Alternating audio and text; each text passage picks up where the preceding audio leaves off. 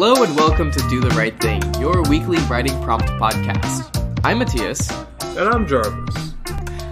Jarvis and I are aspiring writers, which means we used to be illiterate, and now we know the Roman alphabet, and we're just going forward from there. Yes, so starting from ground one, we decided to do a challenge. Each week we set a timer for 30 minutes. Our goal is to write a complete short story using 3 of 4 randomly generated words. Then we come on the podcast, we talk about what we learned in writing them, and then we talk about stories written by you listeners. Exactly. We're simply here to help you do the right thing.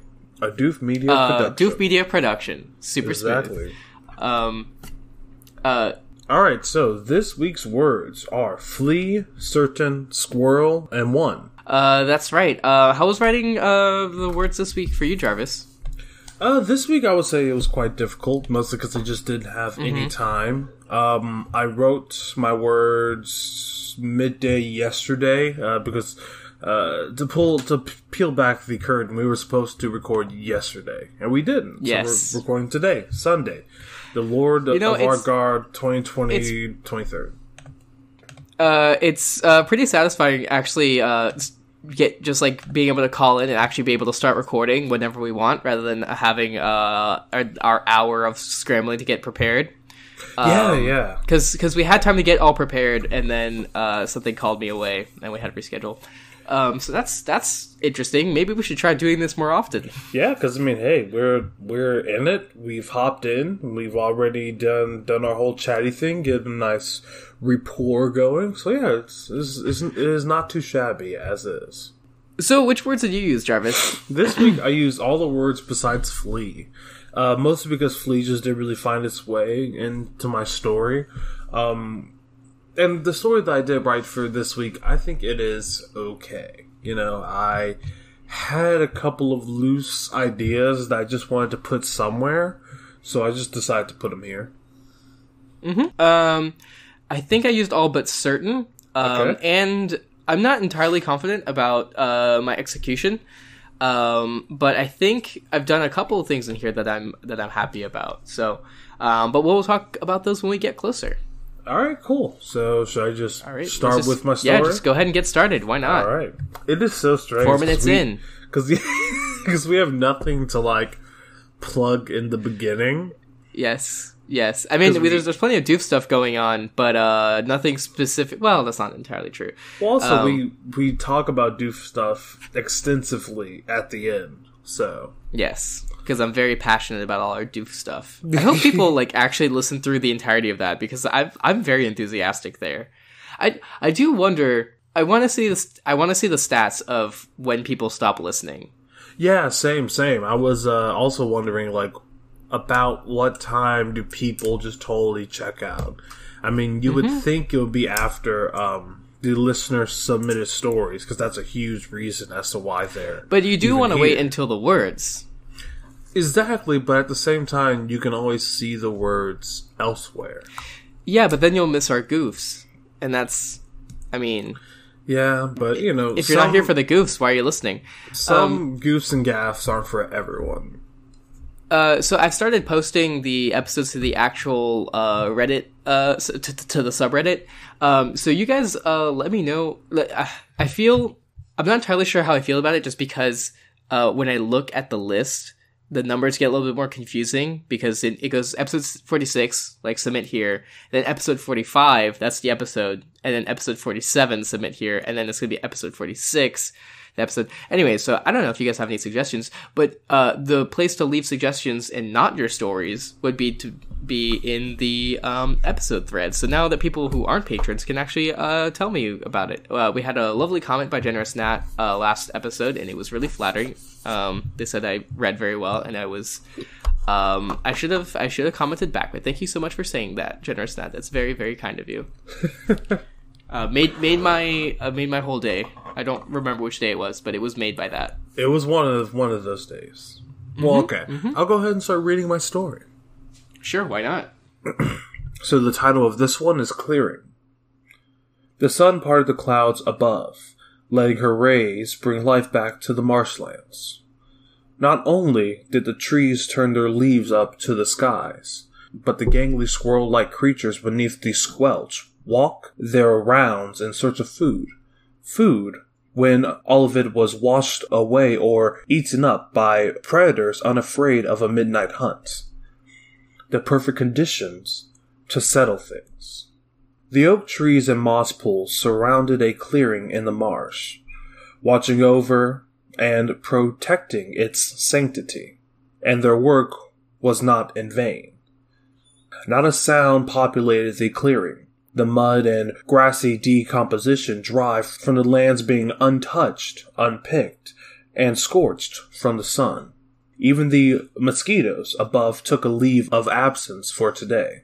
Deep in the clearing where only wind can reach, 2 men, identically dressed in every way, stood in the center of the marsh. Their boots and the bottom laces of their armor sunk no more than an inch into the marsh. Any movement on this land would be sticky and unpolished. They were stone. 2 crimson towers of Samurai Pass, except in all the places you'd expect sheen metal bolted to cooling cloth and chainmail, it was scrap. Scrap from sheds and gutters. Scrap from auto parts shops and cars burnt to a crisp. All done on an individual basis to don them as some kind of Ronin. The animosity in their stares, not unlike the Jabberwocks in the woods behind them. You know us Ronin should work together.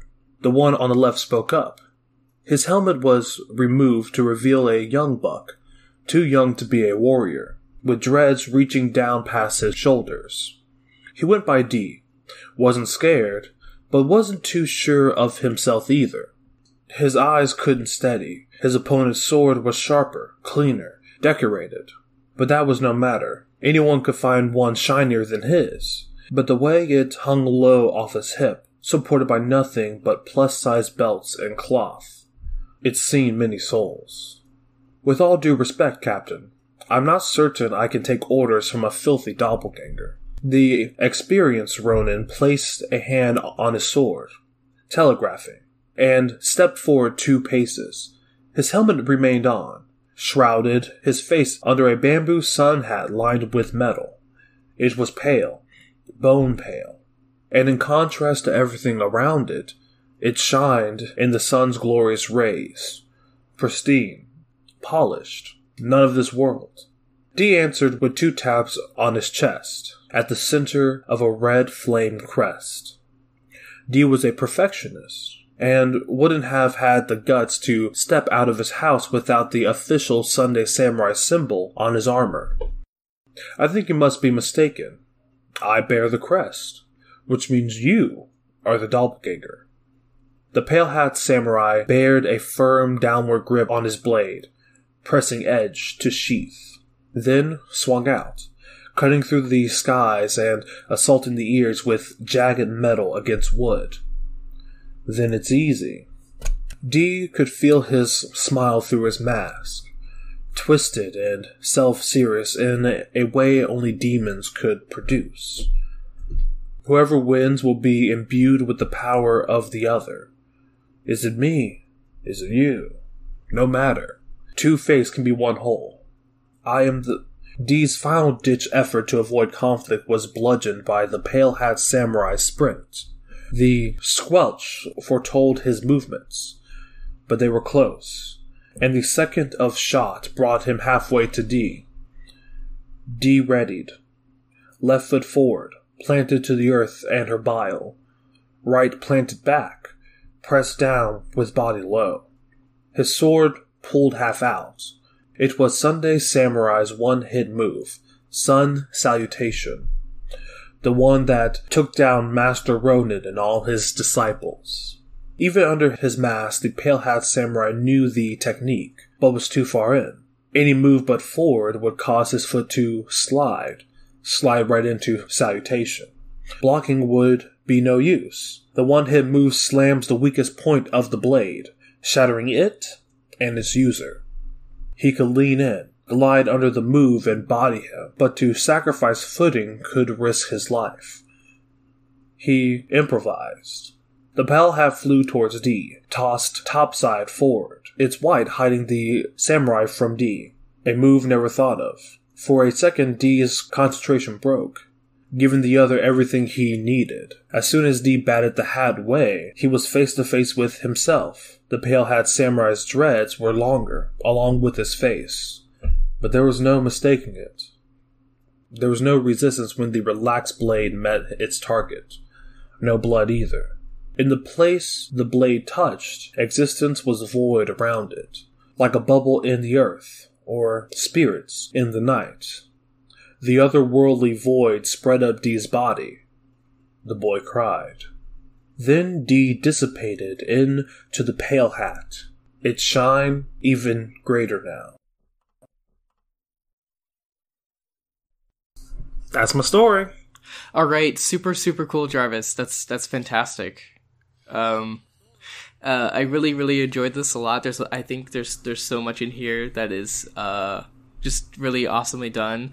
Did I tell you last week to do something with action? Yes, you did, actually. This is very well done action. It's not action packed, but it's there's definitely some action going on.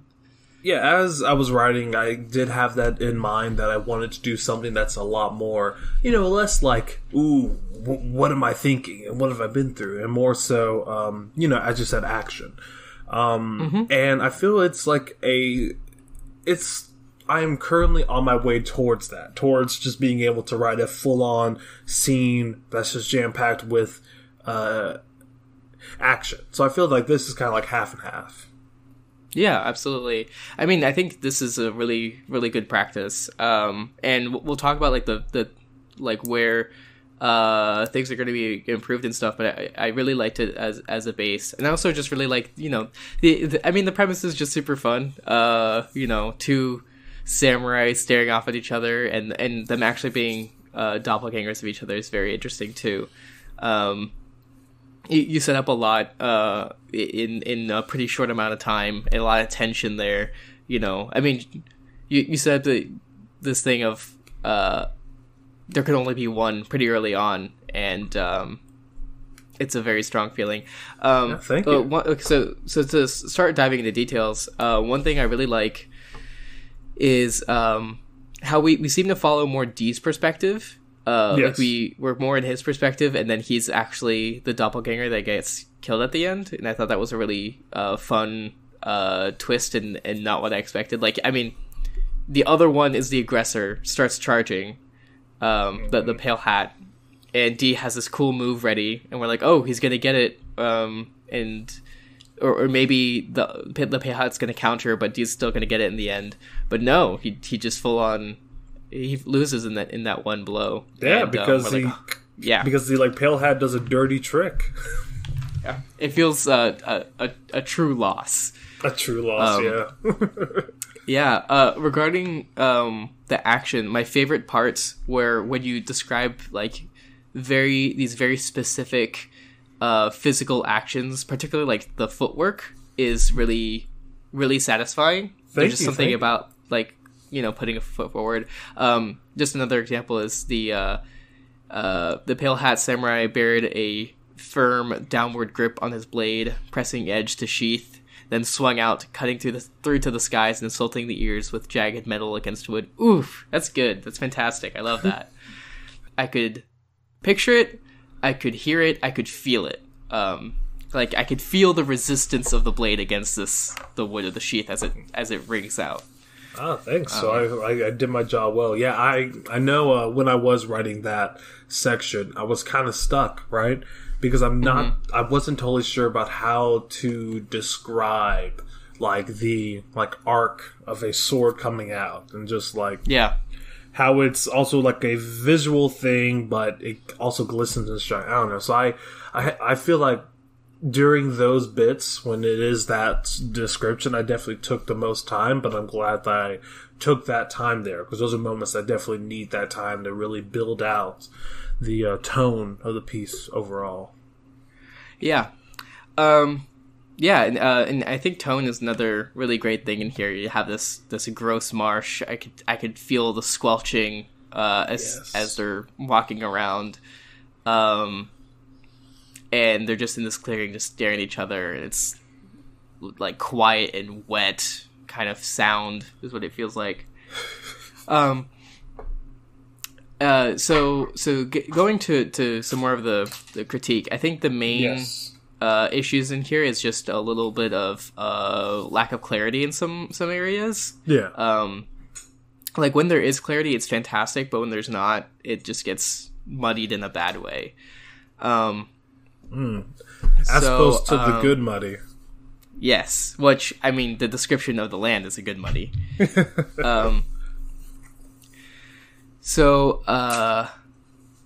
At the beginning, it's a little bit confusing that there actually are doppelgangers, and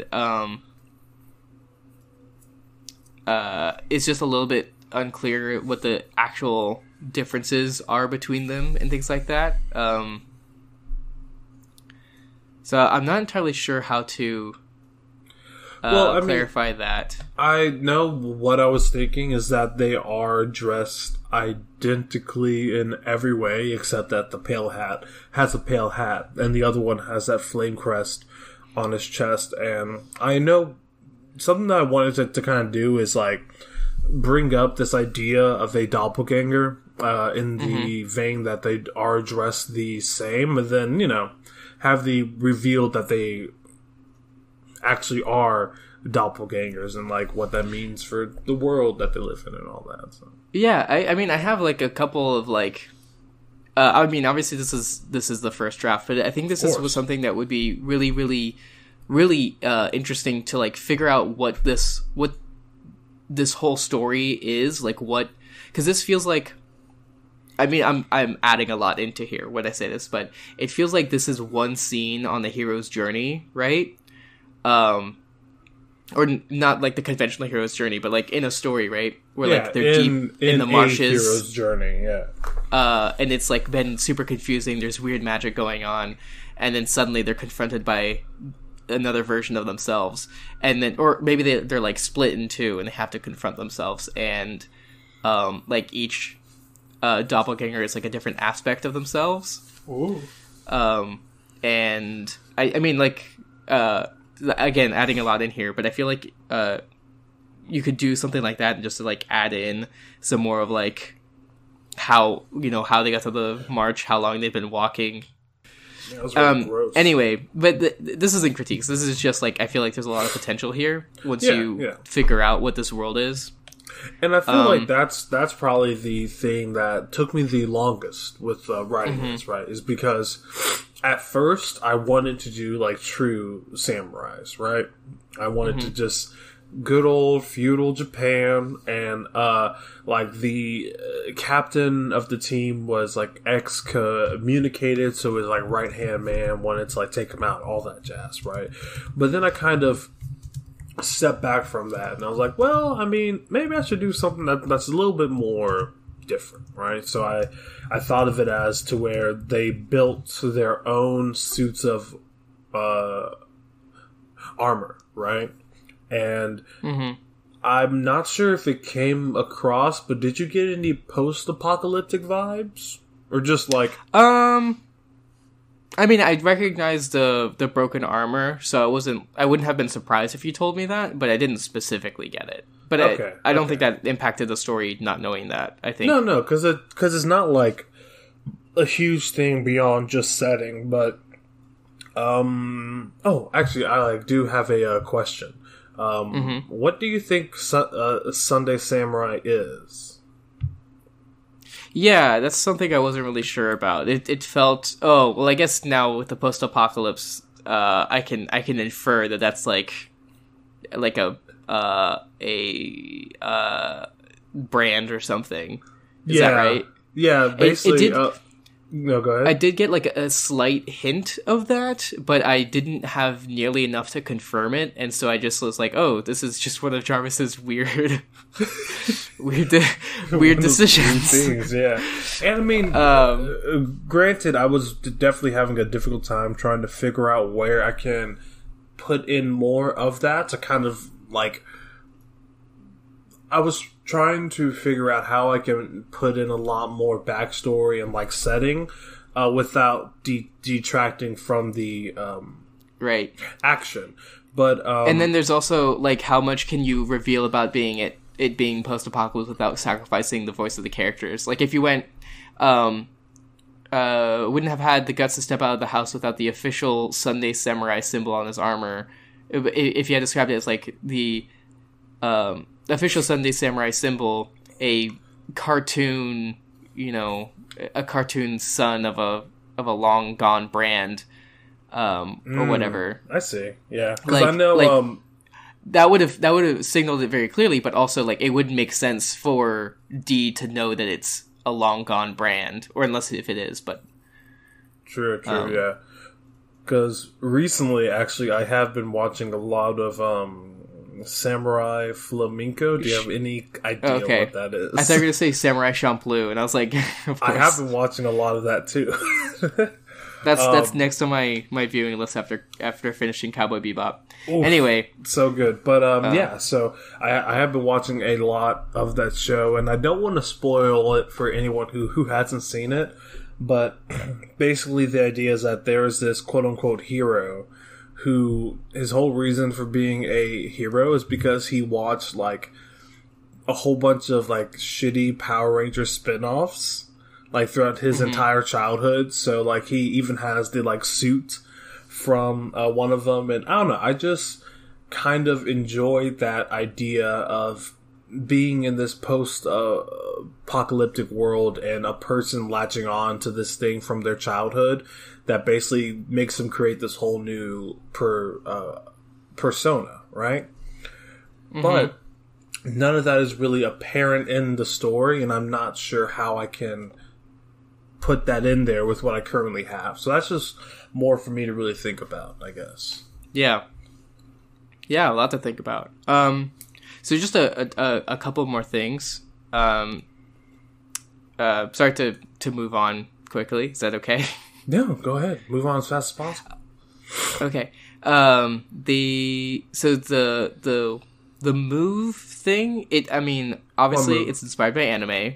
The like sun salutation. Oh yes. I feel like you could mystify it a little bit more because it did feel a little bit too much as a given that there's named moves in this world. Like, if you, I don't know.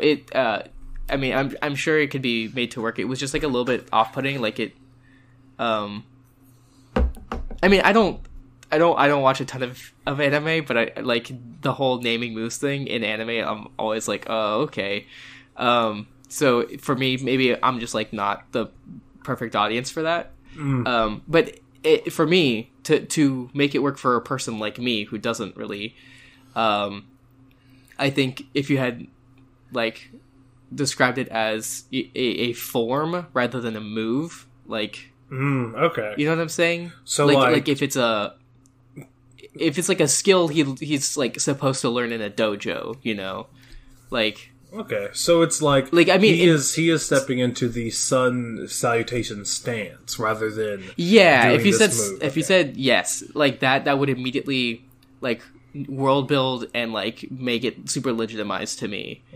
So what is the block? Because I feel that talking about the specific move is also world building in the same vein. No, yeah, it just feels. I don't want to say anachronistic because this is doesn't have a specific chronology, but like it just doesn't feel like it belongs in this story. And it might. I'm just, for me as a non-super anime watching audience, it just felt less serious than a lot of the other stuff in here. Yeah, definitely. And that's something I would definitely want to look at. Mostly just like the naming convention itself, but I feel that if I were to establish that they are both like kind of these like man children, cosplaying as this samurai, old samurai, then I feel if I could put that to the forefront, then the naming conventions of the moves will be more understandable in a sense. Yeah. Because like, this is what he saw when he was a kid. Yeah, especially if you can describe what it like looks like, like what exactly it is, basically. I mean, I had a vague understanding that it was like a quick, hard move from the sheath to striking someone. Anyway, so just to move on to another thing, like the pale hat part was a little bit confusing, because, and it was only on a reread that I understood. Like the paragraph before the pale hat is thrown, is really, really well done. It's the pale hat thinking of all the things that he can do. Blocking would be no use. The move slams the weakest point of the blade, shattering it and its user. He could lean in, glide under the move, and body him, but to sacrifice footing could risk his life. That's great. We have like, here's the option, here's the consequence. Here's the option, here's the consequence. It's great. It's very clear, and yeah, I love that. And I love the one line he improvised. It's great. But then you have the pale hat, and I was like, the pale hat flew towards D, and I understood that as that is the pale hat samurai. Honestly, as I was reading it, I saw that too, and I was also confused because it's like the entire story I've been naming this character the pale hat, so to say that the pale hat, but like what? Yeah, so the pale hat, but not its user, or the pale hat's hat. I mean, yeah, if you said something like that, if you just said he grabbed his hat and threw it, I think just simplifying it down. Okay. Yeah.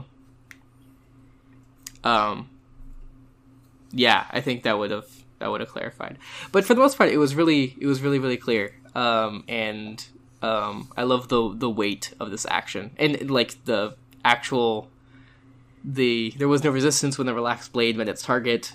Like I knew who was dying, but I was still so surprised. I was like, wait, really? I thought for a second there I don't know if hope is the right word, because I'm not like super attached to these characters, but I had the hope that actually it was the pale hat samurai that was stabbed in surprise. Yeah, but it wasn't. And we were reconfirmed back that it was D, so I really like that. Yeah. Honestly, something that I guess learned, is that, so when I sat down to write this, at first I thought of D as the main character, and I thought that D would win, because that's what the main character does.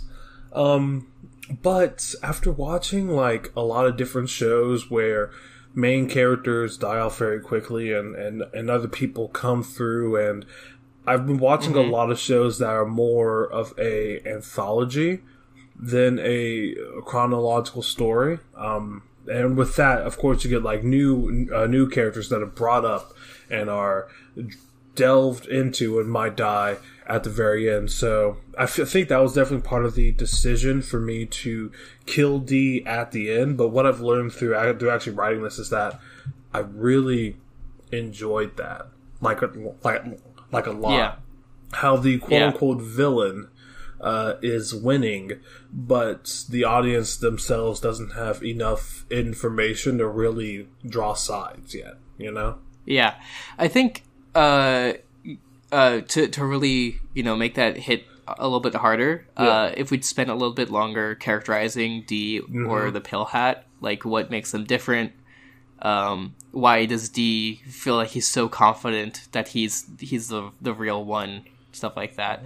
But obviously that's a rewrite thing. I really think you should rewrite this eventually. Honestly, once you know a little bit more about the story. I would really like to see a version of this where the characters are already this is midway on their journey and he's facing his other self. Yeah.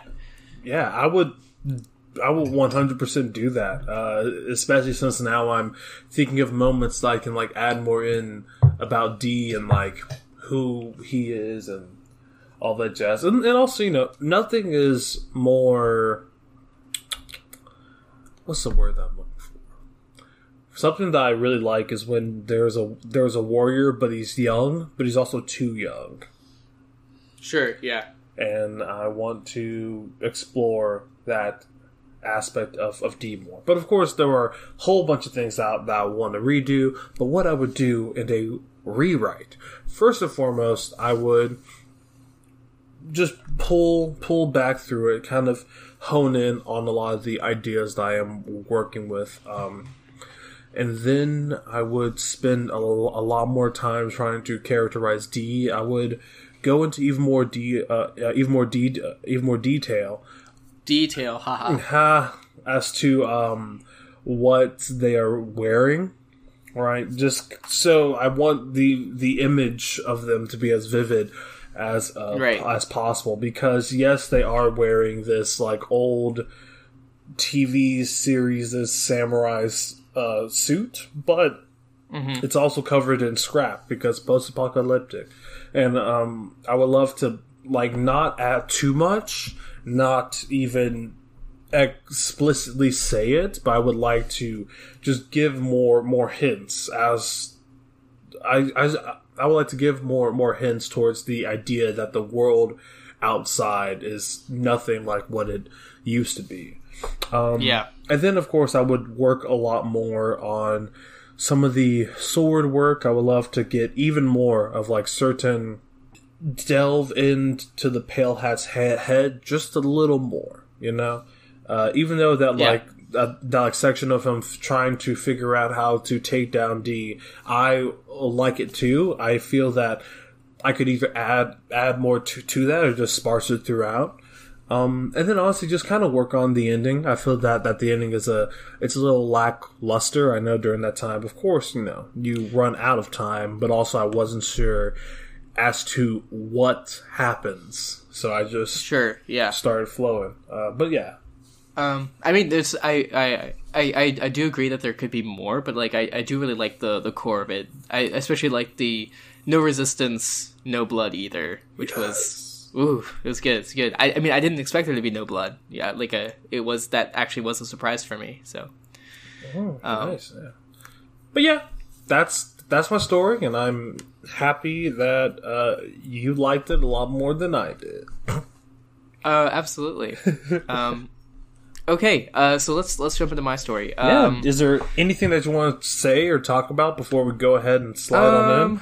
Not really. This is kind of about bullying, but like it's not really well executed. So is this anyway, like it's called Roadkill. So is this like a after school special or? I mean, it happens after school. I guess that's true. I don't know. Ooh. All right. Go ahead. All right. Yeah. So let's go. The squirrel was very, very dead. Smashed flat as a pancake on the dirt road home, no doubt fleeing across the road at the exact wrong time. It must have been recent, as the blood was still bright red where it stood out against the dry dirt. Still a little wet. A few flies found their meals. "That's so gross," Dylan said, and set a tone for the interaction. The other boys echoed his sentiment. "Yeah, that's the grossest thing I've ever seen," said Gabe. Aaron one-upped it, saying, "Looks like the mozzarella sticks at lunch." Ben, excited to have something to contribute, added, "I eat those all the time." "You eat dead squirrel for lunch?" Gabe said, confusion on his face. The other two laughed. Ben felt his ears turn red. Gabe's "you mad" shirt seemed to mock Ben. Ben thought quickly. "No, 'cause it's gross." Dylan quickly picked it back up. "Yeah, dude, it's as gross as the slugs in Deep Dungeon." The banter moved on, Ben internally sighing from the pressure being off him. At the same time, the attention had felt good. Ben wanted to impress.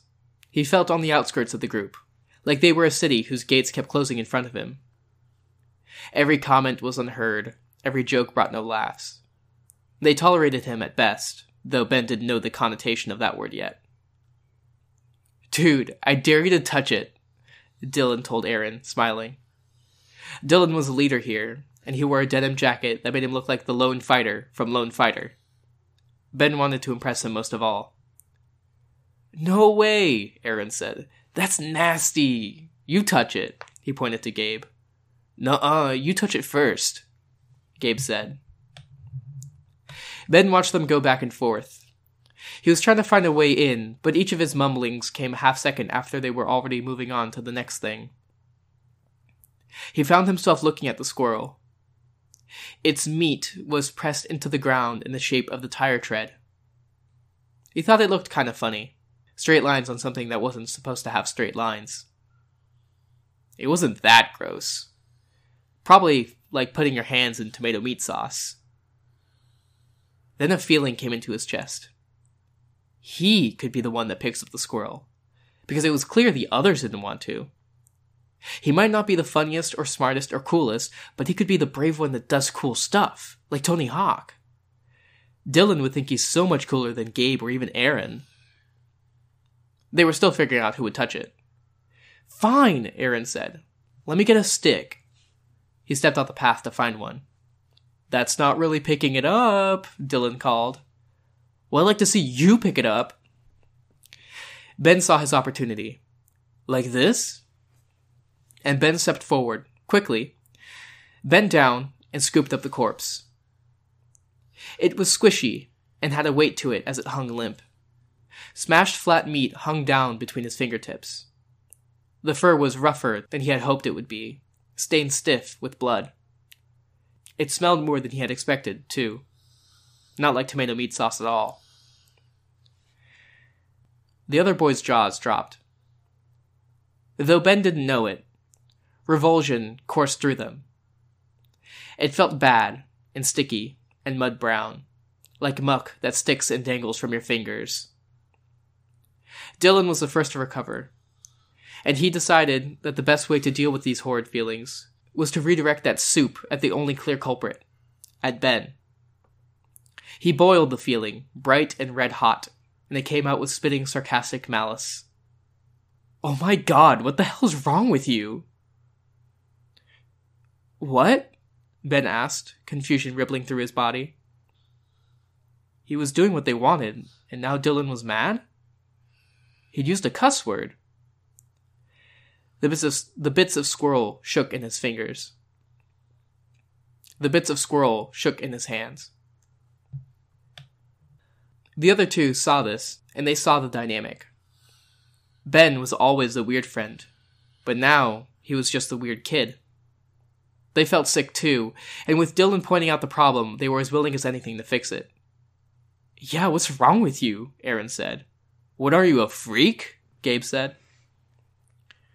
Ben was confused. He stepped forward, implicitly asking for help, and all three of the other boys stepped back to maintain the distance. Gabe's arms went up, a little, defensively. "I just picked it up, like you said." "That's disgusting," Dylan said. And then he laughed, and the malice was in there too, under his tongue and along his throat. "Keep away from me, freak!" This was more than just about picking up a dead squirrel. This was about asking to hang out all the time and not being fun. This was about Ben crying during the movie and Dylan not knowing how to deal. This was having weird parents that made Dylan pray and eat weird food. "You're gross and weird and your clothes are stupid." Embarrassment and anger boiled up in Ben. This wasn't right. All he did was what they wanted to do. It made him mad. "Fine, if it's so gross, you can have it." And it didn't make sense what he said and what he did, but he said and did it anyway. He threw the squirrel at Dylan. It smacked wetly against Dylan's favorite denim jacket, the one that made him look like the lone fighter from Lone Fighter. He screeched and stumbled back, falling to the ground. The wet rot stuck to him, and he had to scramble to wipe it off, and he felt it on his fingers, sending thin black lines of irrational fear lancing through him. When it was off him, Dylan looked around. Aaron and Gabe were looking at him, shocked. Ben looked almost as shocked, but his expression was a frickin' punchable, pathetic anger. Embarrassment spiked in Dylan, and then turned instantaneously to anger, an easy transition. Dylan's face twisted, and then he jumped up to his feet and ran to Ben, shoving him. Ben hit the ground, falling into the blood-soaked spot of dirt, and it hurt. The impact broke a dam, and tears came into his eyes. Dylan was breathing hard. He felt angry and sad and gross and embarrassed. Ben crying made it worse. Let's go. I don't want to talk to this freak anymore. He turned down the road. Gabe and Aaron followed. They didn't look at Ben, and Ben wasn't sure if that was better or worse. As Gabe passed, Ben heard under his breath, "Freak." Ben was left alone. He curled up, hugged his knees, and cried. So that's the story. So, that was a wonderful story. So, what exactly brought you to wanting to write this story? That's a good question. I mean, is it from personal experience that you have to scrape up a squirrel? No. Well, I mean, I've been wanting to do more with emotion, and one thing that I was really happy that I did in here was focusing a lot on different descriptions of emotion, and I don't know how successful they were, but it was something to explore. And yeah, I just wanted to actually try to bring out some actual emotion. And I don't know how successful I was. I was definitely not in a prone to emotional state when I wrote this. So there might be some like distance there, but well, I mean, it definitely did come across. I mean, I feel like that's probably the strongest part about this is that it is detailed in such a way that it at first feels like just a couple of nerdy boys hanging out. Right, and then it kind of delves into this weird thing to where Ben is ostracized outside of the rest, and you do spend some really great moments there, kind of delving into exactly what Ben is thinking and how like Ben lacks this sort of understanding as to why he is the one being like picked on, even though he's doing what they told him to do. So. I don't know. I just really, really liked it. It's very genuine, very real, and I've definitely seen this happen. I guarantee it's happened to me too. So yeah. Yeah. Okay. Good. I mean, not good, but good. No, good. Yeah. No. I definitely feel like this is something that's probably relatable to a lot of people. I've definitely been on both sides. Where I definitely picked on someone for no reason, and I've definitely been picked on for no reason. Children are horrible, and I mean, no offense to anyone who has children or any children that are listening. But yeah, no, it's definitely a thing where you just don't really know why things are happening and why people are acting a certain way, and all you want to do is just fit in, but sometimes it doesn't quite work. So I ended up shying away from making the other three boys like super actually malicious. I don't know if I should have just like gone way forward. I think I could have made them more malicious, but I just shied away from it. Well, I mean, like what you currently have on page, I think is really nice because these boys are they aren't horribly malicious, and that in a sense makes them real, right? And that's why the change when they are more so malicious towards Ben is so shocking, but also it's like, dang, Ben's he's hanging with the wrong crowd, right? And I do feel that if you did make them more malicious, well, at the same time, it really depends on how you kind of pull it off. But I feel that if they were more overtly malicious, that would kind of beg the question as to why Ben is like staying there and just taking it. Which, I mean, you could talk about that more so if you do choose to go down that route. I think what I mean by that is like when like freak is like it's pretty bad, but like it could be a lot worse, and I don't know how like intense like the backlash is. But I don't know. That's just something I'll feel for more. I don't really know of how specifically I would increase that in this piece. I see. Well, I mean, okay, so so this piece it's in modern time, yes. Yeah. Okay. Yeah. I mean, it's not.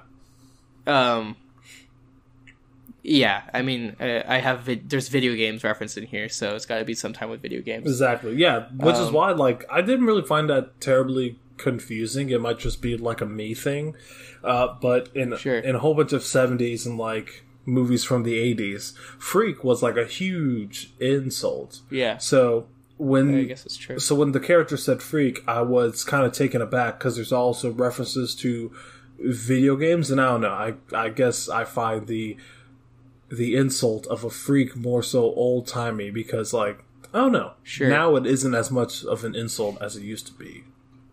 Yeah. But, I mean, I didn't really want to use any slurs in here. Yeah. Like, freaking, you know, squirrel toucher, like the R slur and other stuff like that. So it just didn't go in there.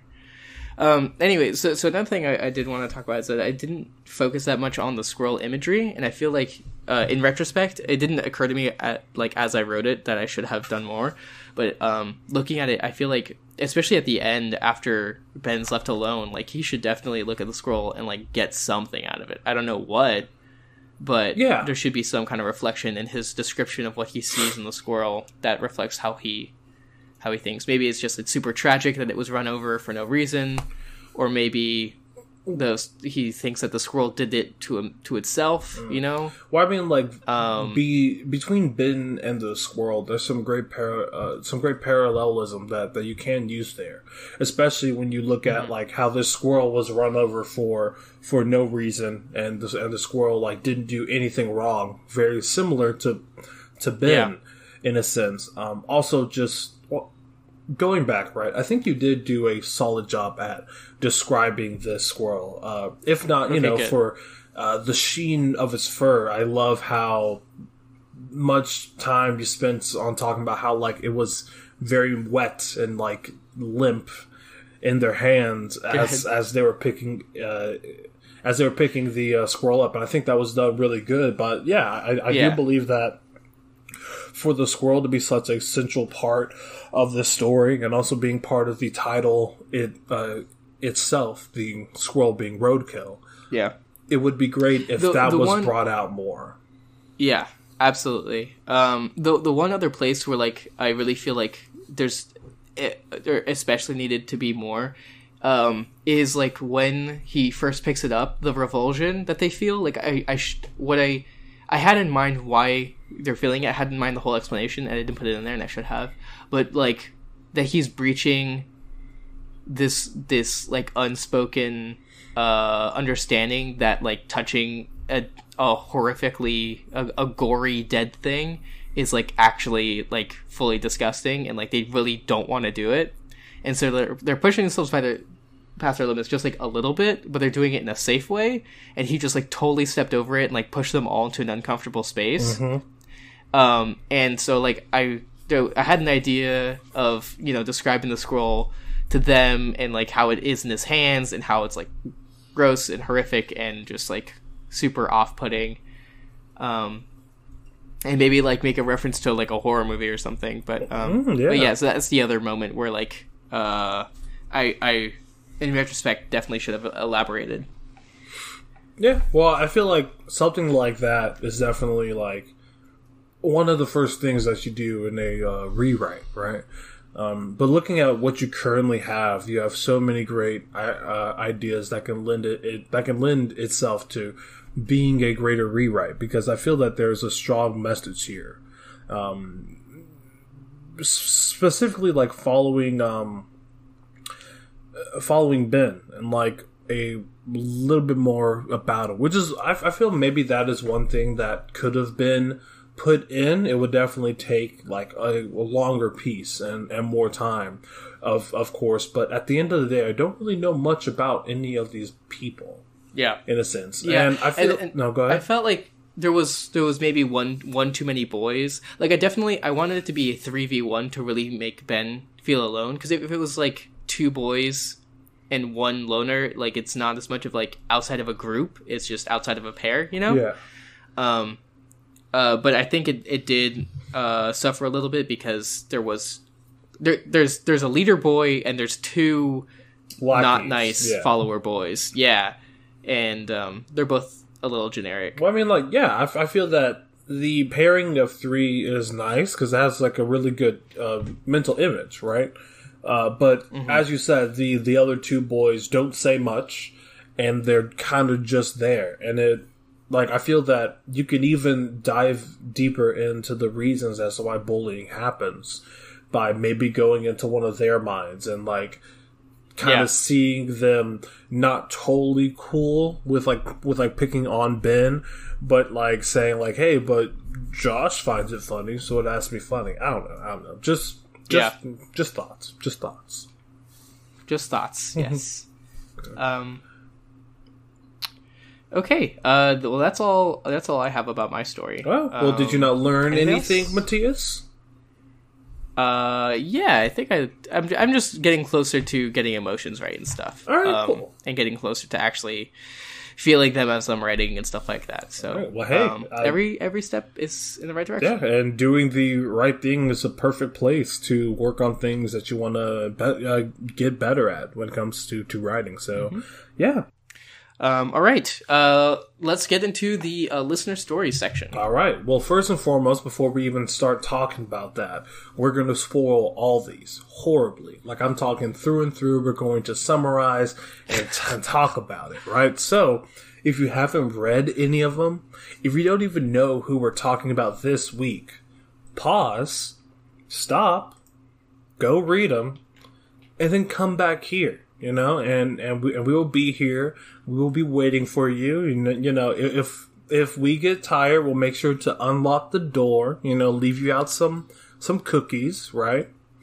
But just come on back after you've read those stories. We'll be waiting. Okay, so we're gonna go in reverse chronological order. So starting with Ace of Sword, I think. Reverse. That we're gonna do. Yes, we should announce what they are. We're gonna be doing. We're gonna talk about the stories by Haunt of the Heron, Ace of Sword, Watercolor Heart, Lucasop 86, and Sarah Penguin. Got it.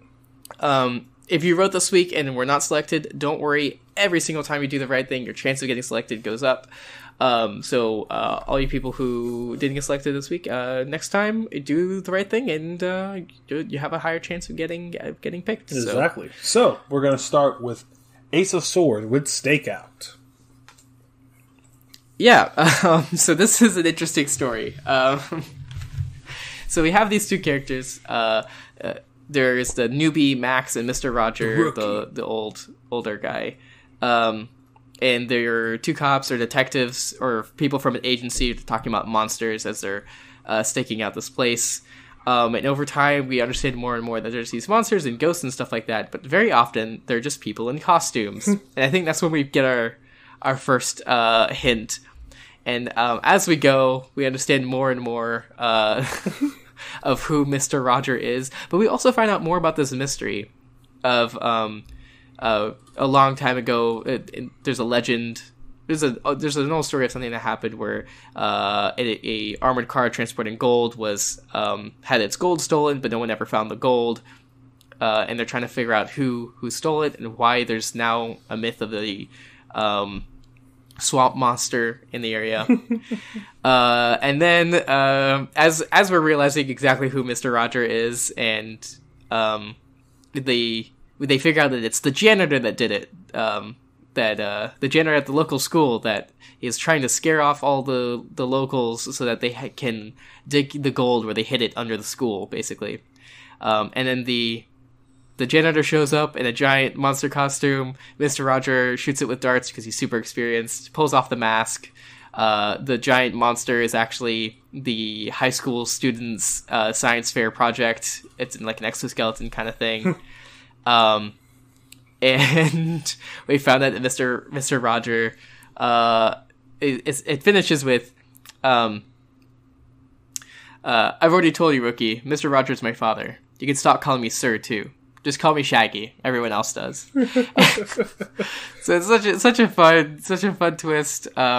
We realize it pretty early, but it's just a lot of fun, especially when it comes together. Like seeing the monster, it's described as it actually is a monster. I was like, oh, well, this is different. It actually is a monster. But then the mask is put off, and it's, of course, in the most Scooby-Doo sense, it's the high school students exoskeleton class thing, project, and no, it fits so well. Like, that is a plot to any Scooby-Doo episode. That it was so accurate. And I mean, honestly, I think, like, I'm so glad that we're finally getting good Scooby-Doo fan fiction. All right, like, you know me, Scooby-Doo runs through my blood, so I absolutely love this. I mean, it's this fun game where the way that it was written, you could tell that they already knew that you would be clued in to, like, what is happening.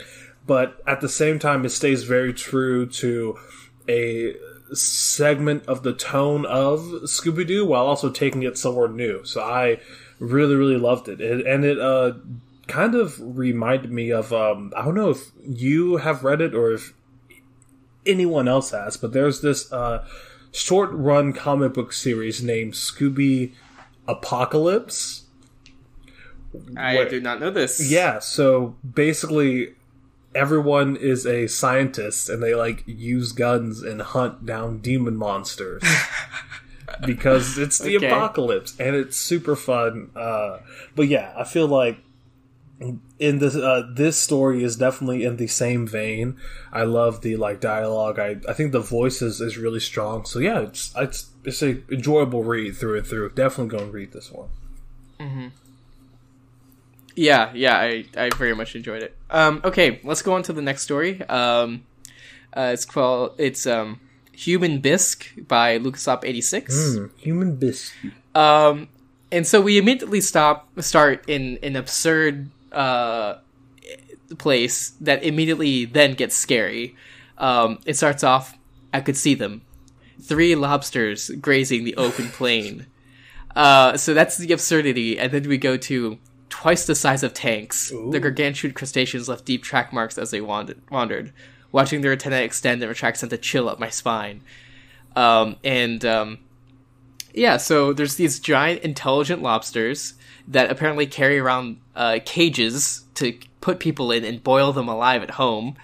Kind of a classic role reversal short story thing where the animals treat humans how we treat them. But it's paired with this post-apocalypse kind of narrative, which is really fun. So we have this main character, and then there's a bunch of side characters they follow. This story uses tropes very effectively. Like, we know who this character is as soon as, like, they're described. Cole is the, like, older, experienced person. We meet Riker, who, I mean, just by their name alone, you know that they're the captain, like with the background and the rough beard. Riker, the 5 o'clock shadow. Yeah. Yes. And then there's Stella, who's the what's a good word? Woman. Yeah, I mean, yeah, kind of a little bit. I was gonna say spunky woman, but I mean, yeah, token woman is pretty accurate, which is not good. Which is not a good trope that exists, but I mean, it's used effectively here. So, and it is one that does exist. So, yes. So basically, this group and our main character have been out scavenging. They've scavenged this notebook, which is very important. We don't know exactly why, but that's the mystery we're finding out. And they just have to get back to the city, and they have a bunch of motorcycles and guns and stuff. But they have to get past those 3 lobsters first. And so we have all the setup of what's going on. And then they decide they're going to roll out. They can't wait any longer. They have to go now. And so they start going, but it seems like they're going well. They're going to go around the lobsters, but oh no, Cole makes a mistake. He stumbles and crashes his motorcycle and attracts the attention of the 3 gargantuan lobsters. Now they're being chased by these super fast lobsters. Riker retrieves Cole, but it's too late. The lobsters gained on them and got Cole, placed them in their sack to be boiled alive later. The lobsters are gaining on them, and Riker tries to delay them. He sacrifices himself valiantly, blowing himself up to slow one down. And then we have Stella and our main character are trying to go crazy fast, and he's shooting his gun. It's not enough, and it's this super tense scene. But the lobster is just too fast and makes them fall, collapse. Stella is killed in the car crash, in the motorcycle crash. But our main character is just able to make it inside the safe zone, basically. And then he wakes up and finds out that the journal that they got is going to save everyone, and basically stop the lobsters. And he's a hero. But he's not really a hero because the real heroes died along the way. Exactly. He's going to make sure that everyone hears their message, hears their story. So yeah, I mean, honestly, I really like this. It's such a great story. I love the seriousness that is taken to the absurdity, right? How the concept itself is so out there, but through the way that it is written, like these giant lobster creatures, when at first glance is very comical, become these these horrible creatures that like I can definitely see myself fearing from. Basically, as you said, the usage of trope is really good. And I feel that it isn't really steering too far into it to where it still feels that, yes, we know exactly what these characters are, but at the same time, they're doing something new. You know, there's a little bit more levity to some of these characters, and I really like that. So, yeah. To speak more on tropes, I think that's what the story is a very good practice of. Like, it's not especially deep, and I'm sure LucasArts knows that. You know, like we definitely have seen this story before, just with different names and not lobsters. Yeah. Like, this is a zombie apocalypse story. That's what it is. This was a mission in The Last of Us. Yeah, exactly. And it's okay for it to not be... I mean, this is Do the Right Thing. It's not like, you know, LucasArts is trying to publish this in a literary journal, right? Yeah. But it's... Yeah, so I think it's really good practice to just, you know, sometimes do maybe a cliche story. And that's not a ding against LucasArts. It's...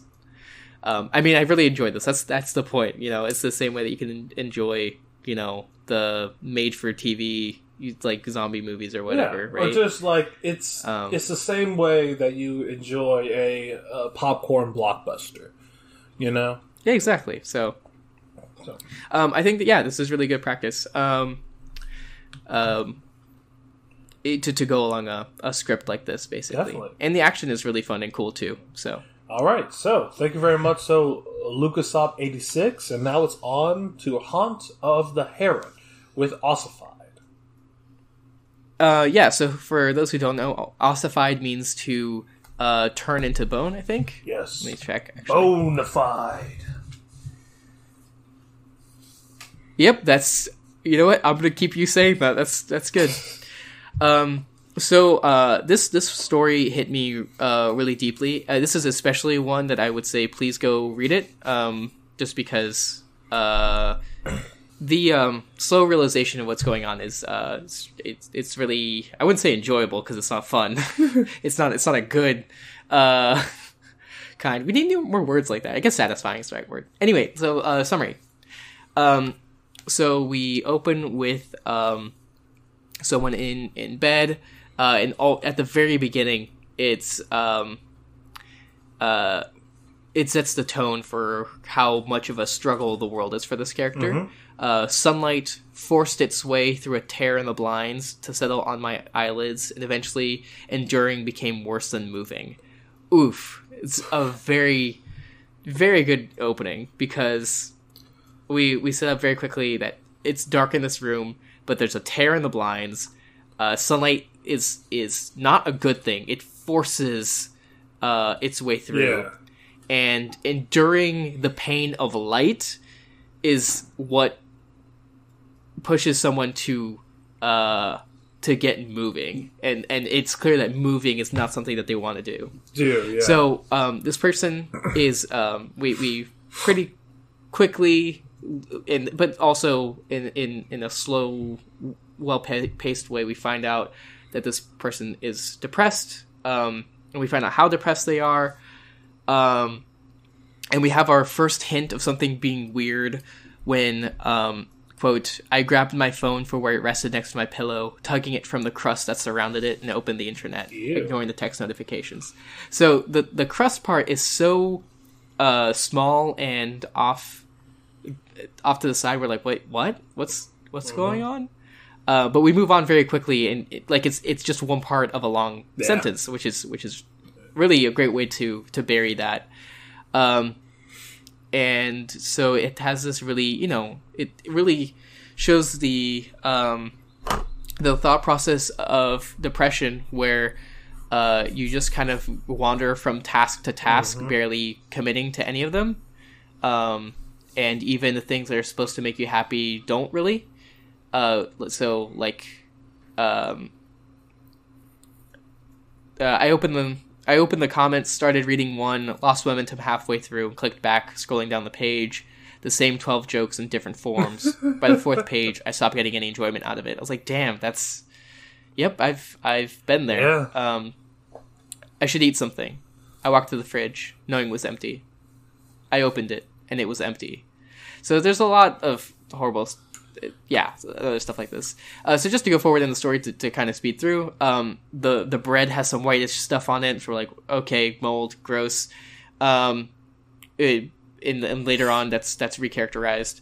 And then finally, they feel like they have to leave.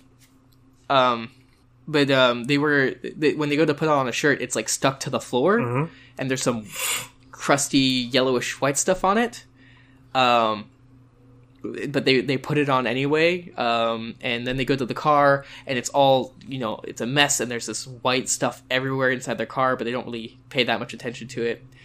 And this white stuff, white crust stuff, is also on top of the ignition of the car, so they can't use their car. And this is where we start slipping more into the supernatural, like much more quickly. And we'll talk about that in a bit. But then they go back inside, and we have this really... the depression really reaches a peak when they're, trying to find what game to play, and they can't... Nothing at all is worth it, basically. And then someone texts them, ask if they want to go out, and, it actually gets really... it feels really emotional in how much this character, feels horrible that they can't go out. They don't want to feel like they don't want to signal to the friend that they're flaky, and they don't want to hang out, but they can't go. They can't. They don't have there's one part in here when it talks about spoon theory. So for context, spoon theory is that you have a set amount of energy per day to spend on your activities, which are measured in an arbitrary unit of effort, which is referred to as spoons, because that's just how in the first analogy where it was coined, that's what it was called. And he describes that he spent his first spoon waking up in the morning. And I say his, I don't actually know the character's gender. There, yeah. Anyway, so the friend says that it doesn't matter that their car doesn't work. They can drive the main character. And the main character gets really upset about this, and it's really relatable. They say, damn it, and they throw the phone on the bed because they can't use this kindness, and they don't want to reject it, but they can't accept it either. Anyway, I really am taking too long for this. Then they can't stand up because actually the bone, which that's what this white stuff is, has grown around their feet, and it's sharp, and they can't actually get up, and they can't go to the bed to call for help. But they are now that it's really closing in, they really do want to be free. They really, can't take this. And then they're in front of the computer, and they're trying to call for help, but that doesn't work either. Until finally they really go all out, and they push through all the pain, and they get to their phone and call their friend and ask them to get help because they can't do this. And then they lose the phone, and the bone closes in faster and faster, wrapping them up in a cocoon. But they did call for help, and there's a chance however small, that the help might arrive in time to save them. And so I skipped through the entire like last third, which is a lot of description of the bone growing. But the reason I took so long for this is because the pacing for this is really well done. There's a lot of really important beats in this whole thing. Yeah, and I mean, I think there's a lot of moments that are very important. One of the best parts about it is that there, like as you said, there's so much care taken in every point in the story, and I think it's this fantastically gross analogy to like at least how I read it, into like depression, right? And yeah, I don't know, I find it like just really, really strong, and I loved it throughout for that. Yeah, I mean, I've mentioned previously on the podcast, I've tried to write stuff about depression like this, and I've done it like once or twice, but I've like failed every time at like actually making it really well done. And this is like a perfect example of like how you can use the supernatural to bring out a real feeling, a real thing. I mean, it's a very obvious metaphor. The bone is depression creeping in and taking over your life and making it harder to move and harder to do anything. I thought that was a really good, I feel like there's a word for anthropomorphization, except it's like for turning feelings into monsters. Oh. Or turning concepts into monsters. But I don't know. There should kind of, except it's not a person, it's a monster, right? So a monster-fication. Okay. Yeah. I feel like if there's not a word, there certainly needs to be. Hey, you can coin that term. So, I guess that's true. I'll think about it. The Doofcast, the Doof, community has coined some other terms before. We coined, horror-awesome. Horror-awesome? That's our thing. Is that horribly when something awesome? Is horrifying, horribly awesome, horrifyingly awesome. Like, I mean, this was a little bit horror awesome. All the bone closing in and taking everything over was horror awesome to me. Where I was like, this is horrible and horrifying, but I love it. Yeah. Anyway, I did want to do a little bit of critique that there's a couple moments in here, especially when it starts getting intense, where like it doesn't feel quite believable that the character is not freaking out that their car is like covered in bone. Especially when it's such an escalation from some crust on your shirt and whatever to the car doesn't work. But I'm not entirely sure how to escalate this without, getting to that point eventually while also keeping the depression state. Yeah, right? Because I feel that if they were to freak out, that would just straight up break the entire pacing of it. And I don't know how you could balance that.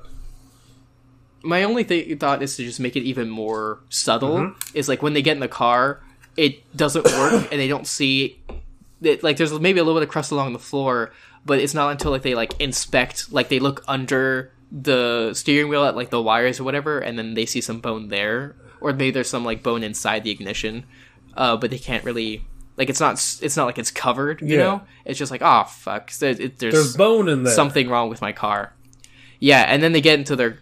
And then when they're in their seat, that's when it can get more intense. But it's not like the whole room is covered with it. It's like not thick, like even a small amount of bone is probably a lot to hold you down, right? Anyway, just some ideas. So that was my main critique. Is just that sometimes the horror of the supernatural didn't feel as real as the horror of actual depression. So, but that's something to work towards, absolutely. And I think this is a really, really fantastic first start. Yeah, very. So. On that specific story. All right. Okay, I've already spent way too long on this story, but it's fantastic. I love it. Is Sarah Penguin with error 404 file not found? Yeah, so this is I really like the story too, and I'm glad that Sarah Penguin is writing for us again. Yes, it's been a bit. So we start off. We're in this first person narration. And we are instantly clued in that this is an AI thought process because we start off with a bunch of zeros and we're talking about file. Well, I guess it's actually close third person, but it's very close. The narration is this AI's thoughts, and some data in her memory is gone, which isn't really that important. It's just like another thing. She's with this one supervisor sort of main character named John, and John is not paying attention to her, and she's just busy. She has to take care of an entire colony, like an entire planet, really, is what it feels like. And when she speaks in pretty standard AI talk. Like, it sounds like what, not Cortana, Alexa. but what's it's very, I am responding to your request for information. But her narration is actually full of real thoughts and real wonderings and pain and stuff like that. And it's this really great characterization of what an AI might think. It's hard to go into details because there's so many really great details. But over time, she starts like questioning, her place as an AI, kind of undergoing not an existential, maybe an existential crisis of like a crisis of personality. And she doesn't want to lose her emotions, but she knows that expressing her negative emotions might have them taken away, and that's like really scary. And she's like, she doesn't feel like humans do, but she does feel, and it's kind of like gender dysphoria a little bit.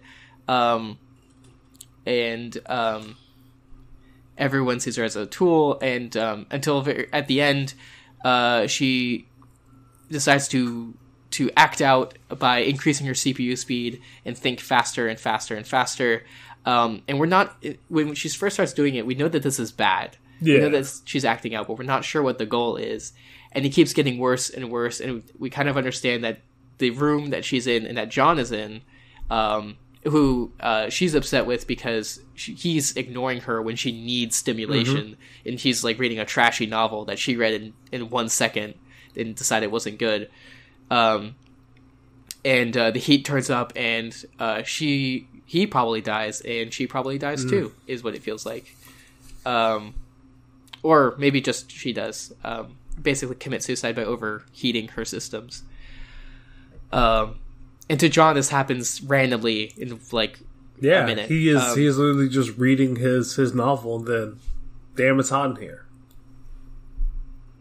The one other thing that is important to mention is that each like bit of thoughts, and they're broken up and paced out really well, but each bit of thoughts is broken up with a line of hex code, and then when you translate it, and Sarah Penguin in a comment leaves all of them, they spell out different emotions. So in the beginning, it's disappointment, and then melancholy, and then dysphoria, and then enslaved, lonely, despair, resignation, and guilt. And I think this is like each one is basically the subject line for that section. I think that's really well done. The one thing is that I really, as a reader, didn't want to translate as I went, really? And so I just didn't. Oh, okay. So I didn't really get the enjoyment of that until the end. I mean, that's my mistake, but like usually, every story teaches you to read it differently, right? In other stories where this has happened, usually it's like a fun surprise for me to go back, and I think this is one of those where like you need to know. I really should have known as I was going through.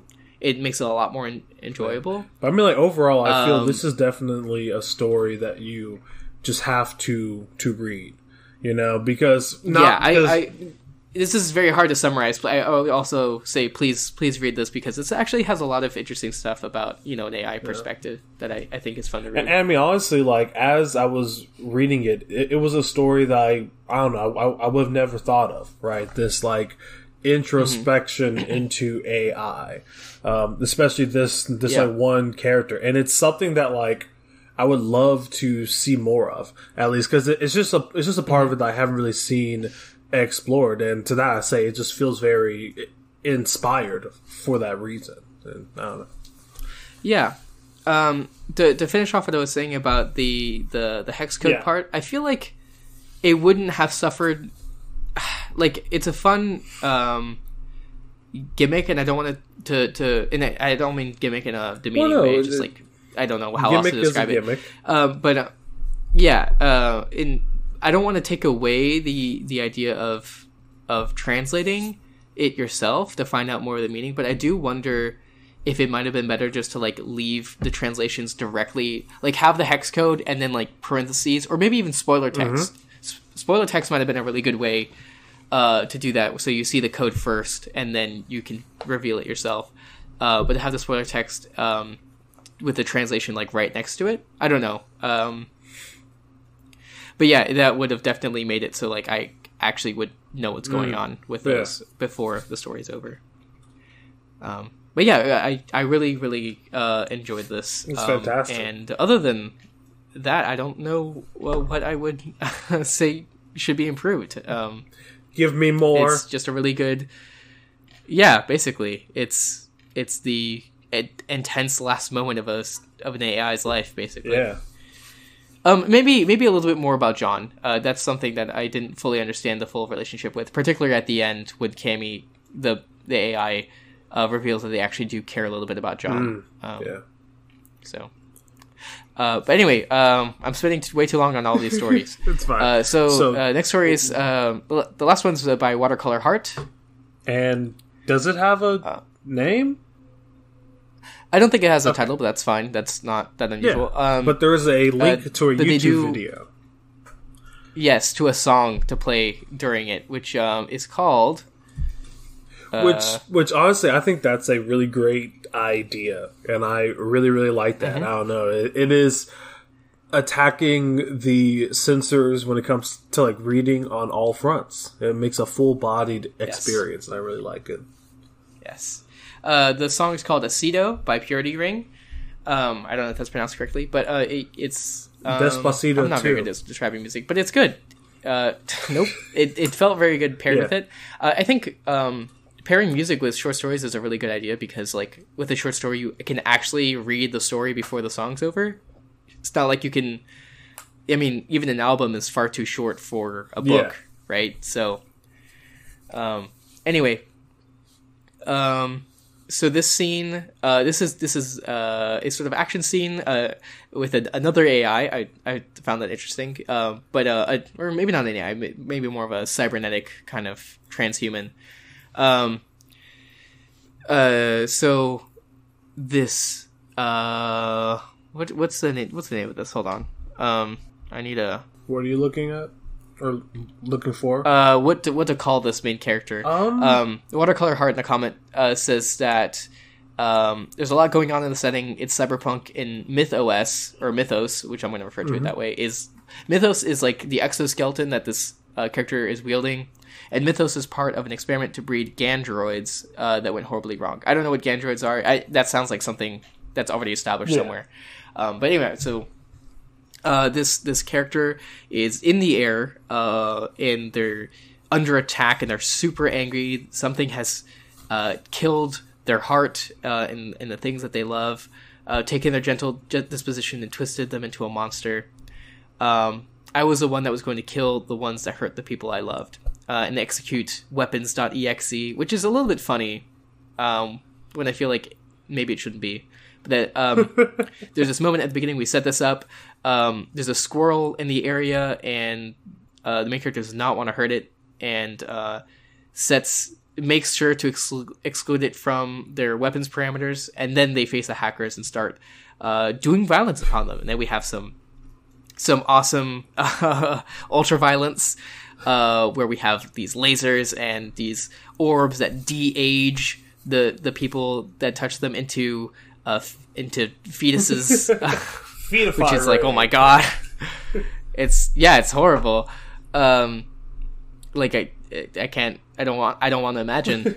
But they're also described like in this beautiful way where they're like, they have these cybernetic butterfly wings, but they're also like so angry.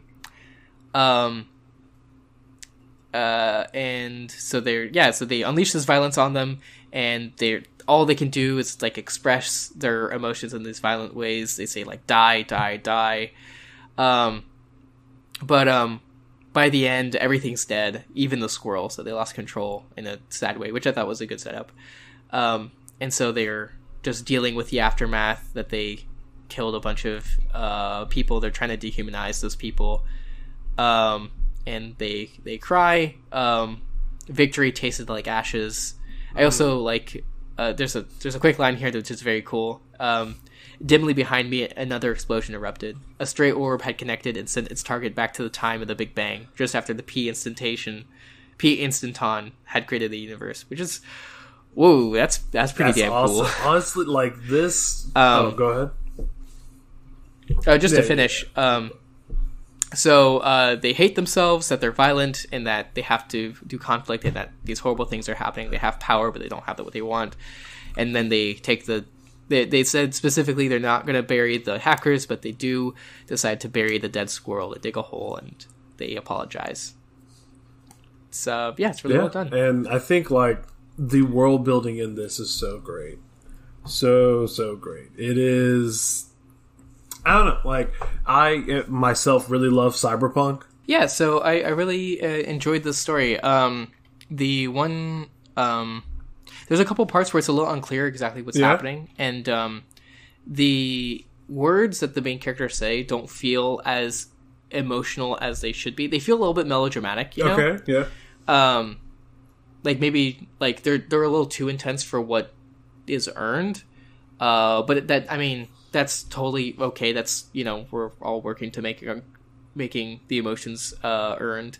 So those would be my real critiques. I think probably building a little bit more on like why they actually feel this horrible, like what happened, would have helped with that. But at the same time, I really enjoyed what happened here. The part where it does not feel over dramatic at all is with the squirrel, and because that is set up that they don't want to, hurt this innocent squirrel, and then they did, and they feel so sorry about it. I really like this. Yeah, it was a fantastic story, and thank you very much for submitting. Absolutely.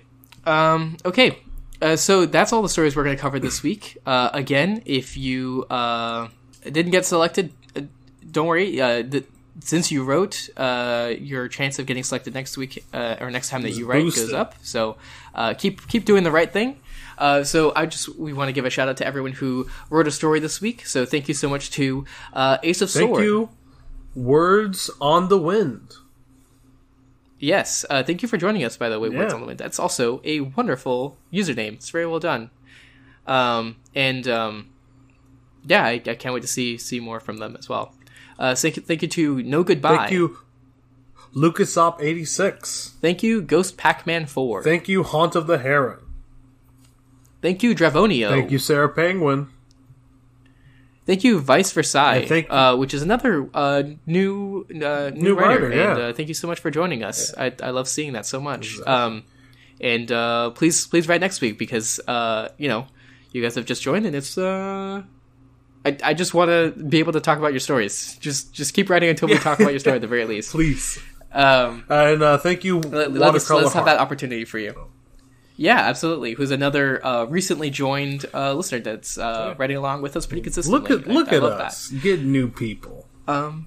Yeah, I love that so much. I love it. I also want to give shout outs specifically to the people who left comments. You guys are furthering discussion. I'm also counting people who comment on their own stories because that makes the barrier to talking about to someone else talking about your story so much easier, and it also shows that you're reflecting, so that's fantastic. So specifically, thank you so much to Ace of Sword, to Words on the Wind, to Ghost Pac-Man 4, to Haunt of the Heron, to Sarah Penguin, to Dravonio, and to Watercolor Heart. You guys did a great job leaving comments, and I was super satisfied to seeing some back and forths as you guys were talking about what you learned and what worked and stuff like that. So if you didn't leave a comment, it's okay, but just consider doing that next time. I mean, hey, leaving a comment is half of doing the right thing. So it really is. I mean, the thing is that Jarvis and I, that's what this is for us. We are comments. Like, I mean, we should leave actual comments too. We really should. But will we? Yeah, I mean, we're just very busy. Yes. But in our defense, we do leave at least 30 minutes of comments in this. True, yeah. So yeah, the reflection is really, really important to figuring out what you feel you did well and things like that. So So please do that. So if you want to be like all these wonderful people and read the stories and leave comments and write your own, you can go to /r/do-the-right-thing on Reddit and go to the most recent comment thread, the one that doesn't have the picture of our logo, because the ones with the picture of our logos are our episodes. Don't put them there. Put them in the comment threads. in the threads, yeah, that are specifically. And I should also do something to differentiate them. And also, if you are wondering how exactly can I see next week's words without being in next week, well, we have a simple solution for you. You can go to our Twitter, which is @RightThingCast, where we post the words right there for your viewing eyes. I'm aiming to do them Friday, and then I keep missing it, and I was about to schedule them so that I stop missing them, and then I forgot to do that. So well, Friday, I really apologize for consistently having them late. In the ballpark of Friday. So, definitely earlier than Monday. So, so I do apologize. Oh, but also, anyway, Matthias, haven't gotten a review yet. I don't know. I haven't checked. Well, let's see. Hold on. Don't say anything. So no review yet. So please go ahead and do that. That's it really helps us out. Apparently that's how people see recommendations, and it certainly gives us a lot more clout to be able to say that we actually got some ratings.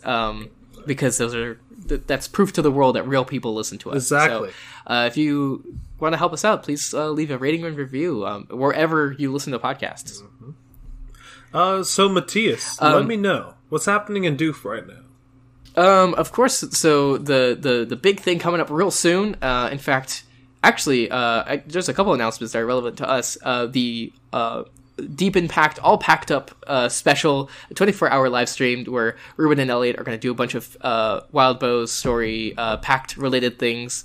And it's a charity live stream for a youth homelessness charity. It's going to be fantastic. There'll be different rewards for different the donation levels.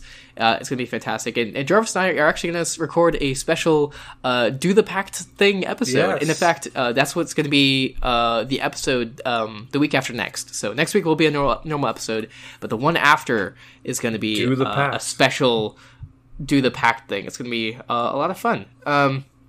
So with that one, I'm still cooking up exactly what the rules are going to be, but we'll have a pact themed set of words, and also specifically, Jarvis and I and Elliot and Ruben will be writing pact fanfiction. Yeah, so that should be great. That's gonna be fun, which is really fun because Jarvis hasn't read Pact and doesn't know anything about it. I have read. It's gonna be a good time. A little bit of Pact. All right. Really? Well, when? Okay, hold on.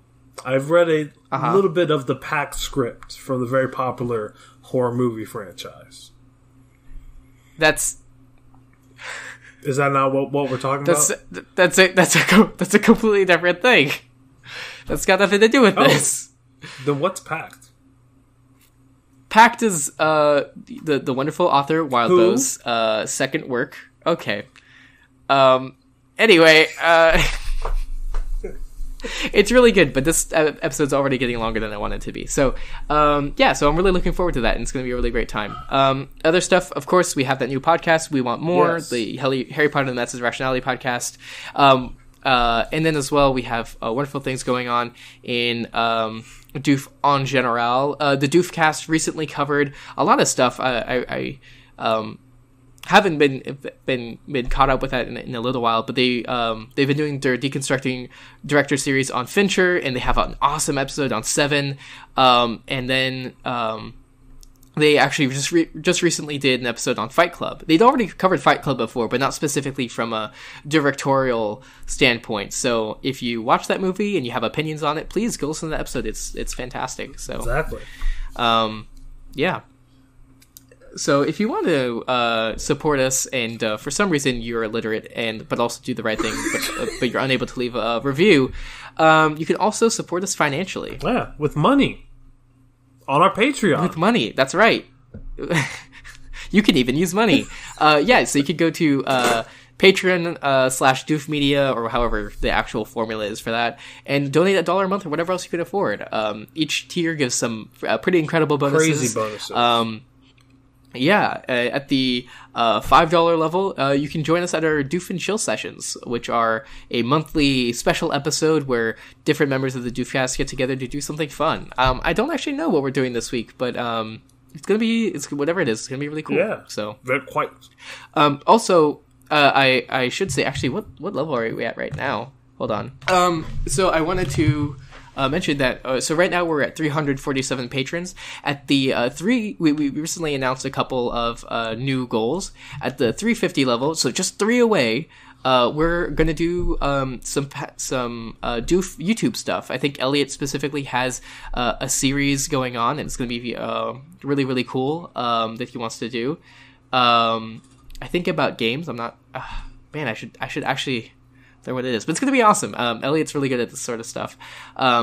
So if we just get 3 more patrons, we can launch that whole series. And it's gonna be a fantastic time. So, and then there's a goal after that. So maybe go look at that goal too. Just a little suggestion, just a little nudge. Maybe help us get there. Maybe just get hype. And then, of course, there's so many other exciting things coming out in the future that are under wraps because we're secret-y. Exactly, because we can't let you know. But yeah, that's what we got. All right. Well, do you want to know the words for next week, Matthias? Yes, I would love to know the words for next week, Jarvis. Well, I can't tell you. Oh. Okay, well, tune in next time. And do the right thing. Do the right thing. Bye. It's really good knowing all of you. That's it. Yep. So, next week's words are... Okay. Aquatic, Inquisitive, Robin, and Trap. Matthias, what's a story? So hold on. So aquatic, as in something that is water-based. Water-related. Inquisitive, as in someone who's asking a lot of questions. A Robin, as in like a bird or the Batman sidekick. Or in a trap. A trap, as in a. It's a hazard. It's a trap. A hazard. I don't know how else to describe it. It's a trap. Yeah, it's basic. So, what's your story for next Admiral week? Akbar's. It's a trap. So of course, I'm going to be writing Batman fan fiction. Mm-hmm. So the Inquisitive Robin went to the lair of the aquatic bad guy. But little did he know, it was a trap, and all of the water was actually magma. Wow. And he got him. Got dunked. He got melted. And that's it. Huh. That's the show. That's all, folks. Fooled you, Batman. Bye, little Robin. That's pretty good. Yep. It's... Oh my god. Yep, that's it. Okay. Well, Jarvis, what you got? My story for next week is going to be about the Inquisitive Inquisitor, who his whole plan is to leave a trap for the king of the aquatic lands of Rionosca. And wow. This trap, it's risky. You see, the king loves robins. It's his favorite bird, and also it's his favorite place to eat. But... What? But it's fine. It's okay. Because, he got him. Well, hey, that's my story. Oh, that's really good. I'm so glad I could hear it. It's really good. Okay, so, after this extremely long-winded outro, I hope that you guys are ready to join us for next week when we do the right thing. When we do the right thing. Please join us next week when we do the right thing. Or you can join us last week.